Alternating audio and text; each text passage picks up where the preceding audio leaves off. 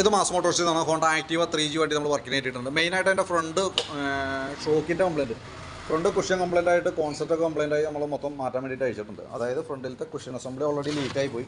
അപ്പോൾ അത് കാരണം ആക്ഷൻ കൂടുതൽ വന്നു, ബുഷുകൾക്ക് തേയ്മാനം വന്നു, ഹാൻഡിൽ ബെയറിംഗ് പോയി. ഹാൻഡിൽ ബെയറിംഗ് എന്ന് വെച്ചാൽ നമുക്ക് അഡ്ജസ്റ്റ് ചെയ്യാൻ പറ്റാത്ത രീതിയിൽ ഫുള്ള് തുരുമ്പിട്ട അവസ്ഥയിലേക്കായി പോയിട്ടോ. ബോളൊക്കെ തുരുമ്പിട്ട് ചാടി പോരായിരുന്നു. ഇതൊക്കെയാണ് ശരിക്കും പറഞ്ഞാൽ ആ ബോളിൻ്റെ അവസ്ഥ കേട്ടോ. ഫുള്ള് തുരുമ്പിട്ടിരിക്കുന്നു, ഗ്രീസ് ഒട്ടും തന്നെ ഇല്ലാതെ. അപ്പോൾ നമുക്ക് ചെയ്യുമ്പോൾ കോൺസെപ്റ്റ് മാറണം. കോൺസെപ്റ്റ് മാറ്റാൻ വേണ്ടിയിട്ട് അയച്ചാണ്. അപ്പോൾ ഫുള്ള് ബോഡി അയച്ചാലാണ് നമുക്ക് അതിൻ്റെ ഭാഗം ചെയ്യാൻ പറ്റുള്ളൂ. കോൺസെപ്റ്റ് അയച്ച് മാറ്റുന്നുണ്ട്, കൂട്ടത്തിക്കടെ കുഷൻ അസംബ്ലി മാറ്റുന്നുണ്ട്. ഇതിൻ്റെ ലിങ്കിൻ്റെ നമുക്ക് കോളർ മാത്രം മാറ്റി നോക്കാം. പറ്റില്ലെങ്കിൽ മാത്രം ഫുൾ സെറ്റ് മാറ്റിയാൽ മതി. കുഷ്യന്മ പിന്നെ ഗ്രീൻ ബുഷ് ഉണ്ടാവും. അപ്പോൾ നമുക്ക് പറ്റുമെന്നുണ്ടെങ്കിൽ കോളർ മാറ്റി നമുക്കത് റീസെറ്റാക്കി എടുക്കാം. പിന്നെ ഫ്രണ്ട് വീലിൻ്റെ ഭാഗത്തൊന്നും വേറെ പ്രോബ്ലം ഇല്ല. മൺകാടി സൈഡ് എനിക്ക് ഒരു ഇടിയൊക്കെ കിട്ടിയിട്ടേ ഈ ഭാഗം ഒരു അലൈൻമെൻറ്റ് വേരിയേഷനൊക്കെ ഉണ്ടായിരുന്നു. ഞാനിപ്പോൾ തൽക്കാലം മുട്ടി ലെവൽ ചെയ്ത് റെഡി ആക്കിയിട്ടുണ്ട് കേട്ടോ. പിന്നെ എഞ്ചിൻ ഓയിൽ മാറുന്ന പറഞ്ഞിട്ടുണ്ട്. അപ്പോൾ ഓയിൽ മാറ്റാൻ വേണ്ടി അയച്ചിട്ടുണ്ട്. ഓയിൽ ചേഞ്ച് കൂടി കൂട്ടത്തികൾ നടത്തി വിടുന്നുണ്ട് കേട്ടോ.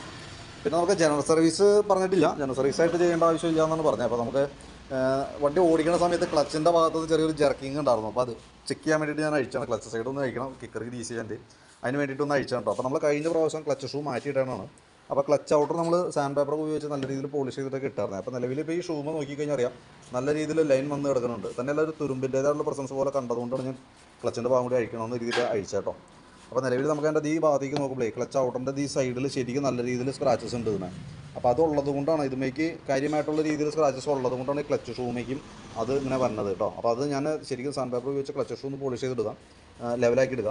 അതിന് ശേഷം നമുക്ക് ഈ ക്ലച്ച് ഔട്ടർ ഒന്ന് കൊണ്ടുപോയിട്ട് ലെയ്ത്തി കൊടുത്തിട്ട് ഒന്ന് പോളിഷ് ചെയ്ത് കയറ്റണം. നല്ല ആ സ്ക്രാച്ച് ഇല്ലാത്ത രീതിയിൽ കറക്റ്റ് നല്ല സമനിരപ്പിലേക്ക് കറക്റ്റായിട്ട് പോളിഷ് ചെയ്തിടുകയാണെങ്കിൽ ആ ഭാഗം ഓക്കെ ആക്കണം. അതല്ലെങ്കിൽ നമുക്ക് കുറേ ഓടിക്കുമ്പോൾ ക്ലച്ച് ഔട്ടർ കിടന്ന് ജർക്കിങ് നമുക്ക് വണ്ടി ആക്സിഡൻറ്റ് കുറച്ചിട്ട് എടുക്കുമ്പോൾ ഒരു ജർക്കിങ് ഒക്കെ കണ്ടതുകൊണ്ടാണ് ഞാൻ അഴിച്ചു നോക്കിയത്. അപ്പോൾ അതും കൂടി കൂടുതൽ കിടന്ന് ക്ലിയർ ചെയ്ത് പോകാം. പിന്നെ എനിക്ക് തോന്നുന്നത് ഈ ഭാഗം എവിടെ വെച്ചൊന്ന് അടിക്കുകയോ മറിഞ്ഞ് വീഴുകയോ എന്തോ ചെയ്തിട്ട് ഇവിടെ ക്ലച്ചിൻ്റെ കവർ പൊട്ടിപ്പോയിട്ട് സൈഡ് കേട്ടോ.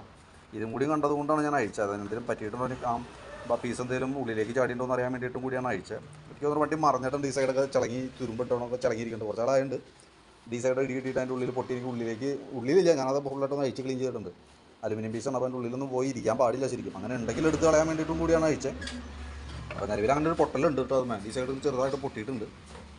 അത് കുഴപ്പമില്ല നിലയിൽ അങ്ങനെ അവിടെ നോക്കട്ടെ. പിന്നെ ബ്രേക്കൊക്കെ അഡ്ജസ്റ്റ് ചെയ്യേണ്ട, അതും കൂടി അഡ്ജസ്റ്റ് ചെയ്ത് കയറ്റാം. വേറെ നമുക്ക് ജനറലായിട്ടൊന്നും വേണം, ഈ പറഞ്ഞ വർക്ക് മാത്രം ചെയ്ത് നമുക്ക് റെഡി ആക്കാം കേട്ടോ. അപ്പോൾ ഞാനൊരു ഏകദേശം ഒരു എസ്റ്റിമേറ്റൊക്കെ ആക്കിയിട്ട് ഡീറ്റെയിൽസ് വാട്സപ്പിലേക്ക് സെൻഡ് ചെയ്തിടാം.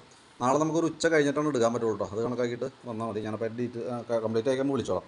പിന്നെ ഓപ്പൺ വാഷിങ്ങിൻ്റെ ദിവസം കൂടി വേണമെങ്കിൽ ചെയ്ത് വിടാം. കാരണം അതിൻ്റെ ഉള്ളിലൊക്കെ അത്യാവശ്യം അഴുക്കുണ്ട്. ഫ്രണ്ടിൽ നോക്കുമ്പോൾ ഫ്രണ്ടിലും അത്യാവശ്യം അഴുക്കൊക്കെ ഉണ്ട് കേട്ടോ. അപ്പോൾ അതൊന്ന് ഓപ്പണായിട്ട് കഴുകുകയാണെങ്കിൽ അത് ക്ലിയർ ആയി പോകും. അപ്പോൾ അതും കൂടി കൂട്ടത്തിൽ ചെയ്തേക്കാം. അപ്പോൾ അതിൻ്റെ ഡീറ്റെയിൽ എസ്റ്റിമേറ്റ് വാട്സപ്പിൽ ഇട്ടേക്കാം. വീഡിയോ കണ്ടുമ്പോൾ നോക്കിയിട്ടൊന്ന് റിപ്ലൈ ഇട്ടാൽ മതി.